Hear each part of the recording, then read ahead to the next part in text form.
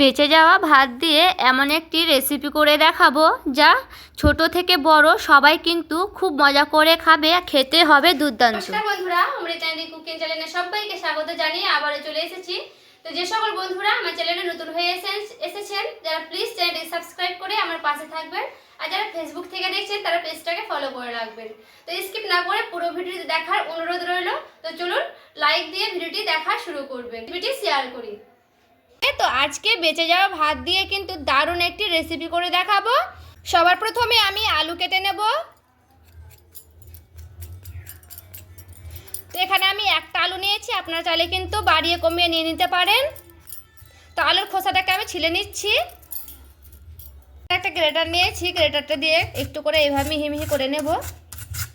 আপনারা চাইলে কিন্তু কেটে নিতেও পারেন, আমি কিন্তু এইভাবেই মিহি মিহি করে নেব।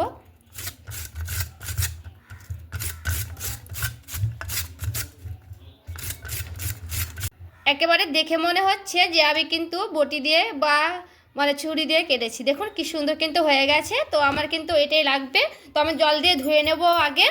তো দেখুন বন্ধুরা, এখানে আমি জল নিয়েছি, এবার আমি আলুটাকে ধুয়ে নেব।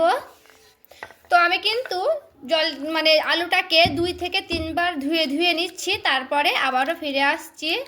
দেখুন এখানে কড়াই বসে নিয়েছি। সবার প্রথমে কড়াই দিয়ে দিচ্ছি সাদা তেল। দেখুন বন্ধুরা, তেলটা কিন্তু গরম করে নিয়েছি। এবার আমি সবার প্রথমে দিয়ে দিচ্ছি আলুগুলোকে ভেজে নেব। আলুগুলোকে সবার প্রথমে আমি ভেজে নিচ্ছি। পেঁয়াজটা কেটে নেব। তো খোসাটাকে পরিষ্কার করে নিতে হবে আগে। এবার দেখুন বন্ধুরা, আমি কিন্তু পেঁয়াজটাকে কেটে নেব। দেখুন 2 পিস করে নিয়েছি। এবার আমি খুব ভালো মতো করে পিস করে নেব, ছোট ছোট করে মিহি মিহি করে কেটে নিতে হবে পেঁয়াজটাকে। তো দেখুন বন্ধুরা, আমি কিন্তু পেঁয়াজটাকে খুব মিহি মিহি করে কেটে নিয়েছি। আর দেখুন সব এইভাবে কিন্তু আমি গোটাই পেঁয়াজটাকে কেটে নিচ্ছি। এবার আমি পেঁয়াজটাকে ঢেলে নিচ্ছি, এখান থেকে দিয়ে দিচ্ছি। এবার আমি সেই আলুর ওপরে পেঁয়াজ, যারা কিন্তু নিরামিষ করবেন তারা পেঁয়াজটা বাদ দিয়ে দিতে পারেন। তো আমি এখানে পেঁয়াজটাকে দিয়ে দেব, দিয়ে খুব ভালো মতো করে ভেজে নেব। পেঁয়াজ আর আলুটাকে দিয়ে খুব ভালো মতো করে ভেজে নিতে হবে। এবার মুখটাকে কেটে নেব। তো এবার আমি গাজরটাকে খুব ভালো মতো করে এই দিয়ে কিন্তু একটু মিক্স করে নেব। আবারও দেখুন এটা দিয়ে কিন্তু আমি কুচি কুচি করে নেব। সেই গাজর কুচিগুলোকে দিয়ে এবার খুব ভালো মতো করে আবার আমি নাড়াচাড়া করে নেব। তো দেখুন বন্ধুরা, এখানে আমি দুটোর মতো ফুলকপি নিয়েছি, 2টা ফুল নিয়েছি মোট। তো একটু মিহি মিহি করে কেটে নিচ্ছি। ফুলটাকে তো আমি বেশি দেব না, দুটোই ফুল নিয়েছি একটা ফুলকপি থেকে, কেটে নিয়েছি দিয়ে।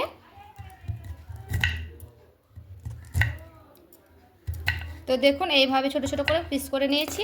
তো এটাকে আমি ধুয়ে নেব। ফুলকপি কাটাগুলো একেবারে ছোট ছোট করে দিতে হবে, যেন সেদ্ধ হয়ে যায় সেইভাবে, নাহলে কিন্তু সেদ্ধ হবে না, তখন কিন্তু খেতে অতটা ভালো লাগবে না। তো দেখুন ফুলকপিটা দিয়ে আমি আবারও ভালো মতো করে নাড়াচাড়া করে নিচ্ছি। এমনভাবে দিতে হবে ফুলকপিটা যেন সেদ্ধ হয়ে যায়। তো এইভাবে কিন্তু নাড়াচাড়া করে নেব। বন্ধুরা, এখানে আমি মটরশুঁটি নিয়েছি। তো মটরশুঁটিটাকেও কিন্তু ভেজে নিচ্ছি। দেখুন খুব ভালো মতো করে কিন্তু বেছে নেব। দেখুন বন্ধুরা, আমি কিন্তু মটরশুঁটিটাকেও খুব ভালো মতো করে ধুয়ে নিয়েছি। এবার দেখুন সেই মটরশুঁটিটা দিয়ে দিয়েছি মটরশুঁটিটা। তো মটরশুঁটিটাকে দিয়েও খুব ভালো মতো করে নাড়াচাড়া করে নেব। এখানে যদি মনে হয় আপনাদের তেল লাগবে তো তেলটা দিয়ে দিতে পারেন, তেলটা নিজেদের পছন্দ মতো দিয়ে দিতে পারেন, বেশি বা কম। তো এখানে কিন্তু আমার তেল লাগবে না, যেমন পরিমাণ আমি দিয়েছি এটাতে কিন্তু আমার হয়ে যাবে। তো এখানে কিন্তু খুব ভালো মতো করে নাড়াচাড়া করতে থাকবো। বন্ধুরা 2-3 মিনিট খুব ভালো মতো করে কিন্তু আমি নাড়াচাড়া করে নিয়েছি।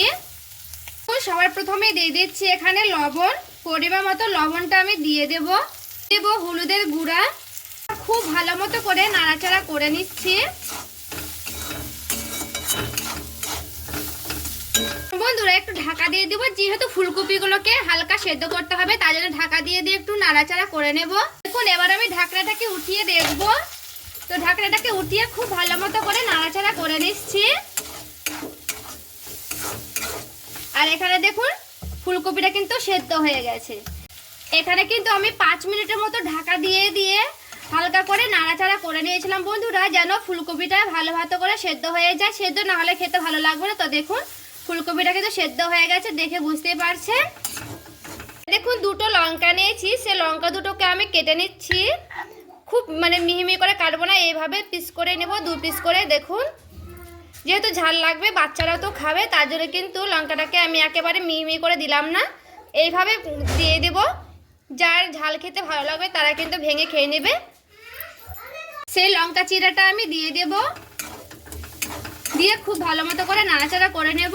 তো লঙ্কাটা দিয়ে আমি বেশি নাড়াচাড়া করব না, কারণ বেশি ঝাল লাগবে, তার জন্য দিয়ে দিব কাশ্মীরি লঙ্কার গুঁড়া। কালারের জন্য আমি কাশ্মীরি লঙ্কার গুঁড়াটা দিয়ে দিলাম। আর দেখুন বন্ধুরা আমার কিন্তু একবার তেল দেওয়াতে হয়ে গেছে, আমি এখানে আর কিন্তু বেশি তেল দিইনি, কারণ একবার তেল দিয়ে কিন্তু হয়ে গেছে। এবার আমি সেই বেঁচে যাওয়া ভাতগুলোকে দিয়ে দেব। তো ভাতগুলোকে ওপর থেকে এইভাবে আমি দিয়ে দিচ্ছি, আর এদিকে কিন্তু আমি হালকা করে নাড়তে থাকবো। তো দেখুন সবগুলোকে কিন্তু আমি দিয়ে দিলাম। এবার খুব ভালো মতো করে কিন্তু আমি নাড়তে থাকবো।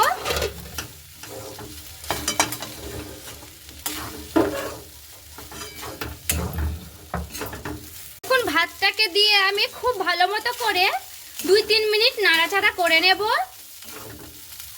আর দেখুন বন্ধুরা এইভাবে কিন্তু খুব ভালো মতো করে নাড়াচাড়া করে নিচ্ছি। আপনারা চাইলে কিন্তু এখানে ডিম দিয়ে দিতে পারেন, তো আমি এখানে কিন্তু আজকে ডিম দেব না, এমনি ভেজ করব। তো পেঁয়াজটা কিন্তু যারা পছন্দ করেন না তারা কিন্তু স্কিপ করে দিতে পারেন। এখানে আমি পেঁয়াজটা দিয়েছি, আপনারা কিন্তু নাও দিতে পারেন। তো খুব ভালো মতো করে আমি নাড়াচাড়া করে নিচ্ছি। থেকে দিয়ে দিচ্ছি চিনি, চিনিটাকে দিয়ে খুব ভালো মতো করে একটু নাড়াচাড়া করে নেব। এখানে আমি একটা ম্যাগি মশলা নিয়েছি, সেই ম্যাগি মশলাটাকে দিয়ে দিচ্ছি। ম্যাগি মশলাটা দিয়ে দিলে কিন্তু খেতে আরও কিন্তু 2 গুণ বেড়ে যাবে, খুবই কিন্তু টেস্টি লাগবে। তো ম্যাগি মশলাটাকে দিয়ে খুব ভালো মতো করে নাড়াচাড়া করে নিচ্ছি।